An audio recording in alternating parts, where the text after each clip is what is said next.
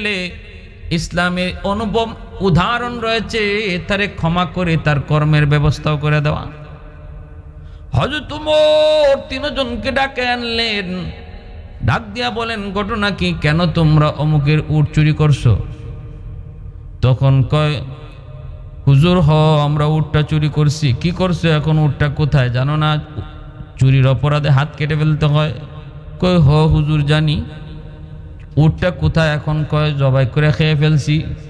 হযরত ওমর কয় এত বড় সাহস, চুরি করছো আবার জবাই করে খাইয়া ফেলছো, কেন এমনটা করছো? তাড়াতাড়ি বলো কেন এমন করছো? ও তখন মালিক হাতিব ইবনে আবি বালতার দিকে তাকায়, ডরায় ডরায় কয় না। হযরত ওমর বুঝছেন যে ঘটনা তো এখানে শেষ না, এটার পিছনে আরো কোনো ঘটনা আছে। কি ব্যাপার? মালিকের দিকে তাকাও কেন? ডরাও নাকি? কি ব্যাপার কও? মালিককে ডরাইবা না, আমি ওমর বলতেছি, নির্দ্বিধায় বলো।